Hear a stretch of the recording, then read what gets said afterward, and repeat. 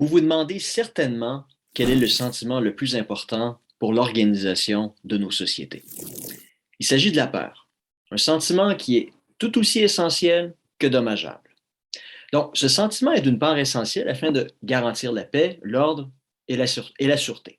En effet, il est primordial que les individus aient une crainte des sanctions de l'État afin de les empêcher de conduire à une vitesse déraisonnable dans des zones scolaires, afin qu'ils paient leurs impôts, à défaut de quoi l'État serait plus en mesure d'assurer ses fonctions essentielles, etc. La peur de la loi est donc la garante de notre capacité à mener une vie paisible et sûre. Elle est donc nécessaire. Toutefois, la peur peut également être paralysante et nous empêcher de vivre librement. Deux sortes de peurs sont particulièrement dominantes à l'heure actuelle dans nos sociétés.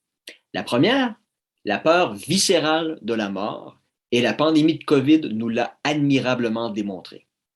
Terrifiés à l'idée d'être atteint de ce virus et d'en mourir, les gens en ont oublié leur raison et la juste mesure. Même si ce virus ne tue qu'une infime minorité des gens qui l'affectent, plusieurs se sont comportés comme s'il s'agissait ni plus ni moins que de la peste noire ou du choléra.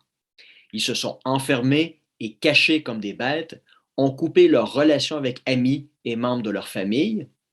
Voyant cette peur, l'État en a profité pour imposer des mesures aux impacts démesurés par rapport à la menace, en imposant un état d'urgence qui perdure depuis plus de 2 ans, et bien d'autres mesures liberticides.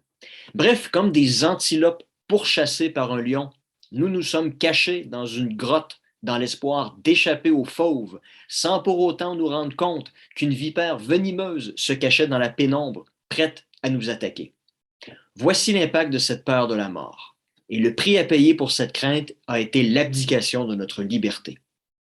Mais il y a une autre forme de peur avec des impacts tout aussi significatifs que la peur de la mort, et c'est la peur de se soumettre à la doxa dominante. Dans ce cas-ci, l'État n'a rien à voir avec les sanctions que nous pouvons subir. Non, cette forme de peur est sociale et donc plus sournoise. Mais elle est bel et bien visible et plusieurs d'entre nous en sommes victimes quotidiennement. Cette peur a pour conséquence la complaisance, le mensonge et le reniement de ce que nous pensons réellement. En effet, combien d'entre vous se sont empêchés de dire l'inverse de ce qu'une majorité de vos collègues de bureau pensaient lors d'une réunion? Combien de fois vous êtes-vous abstenu d'affirmer à vos proches que vous vous apprêtiez à voter pour un parti politique marginal qui n'a pas bonne presse dans les médias? Cette retenue s'explique aisément. Vous avez peur des conséquences sur votre vie professionnelle et sociale. Car vous savez pertinemment qu'une critique à l'égard de ce que pensent vos collègues de travail, même si elle est fondée, entraînera la haine de certains d'entre eux qui risquent d'être offusqués par celle-ci.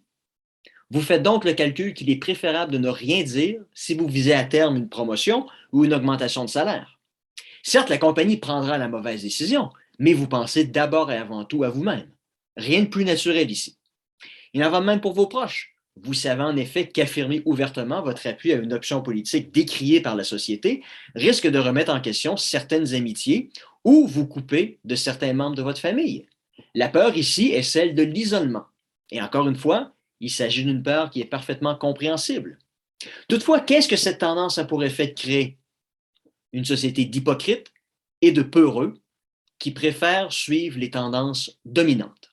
On le voit d'ailleurs très bien avec les petites seringues ou les drapeaux ukrainiens sur les réseaux sociaux. Ces preuves de bienveillance font sourire, mais d'autres ont pour effet de mener les sociétés vers des dérives politiques beaucoup plus graves, tels les délires woke et gauchistes. Osez les critiquer et vous serez immédiatement crucifié par autrui. Mais suivez la vague et donnez-en plus que le client demande, et vous serez alors récompensé.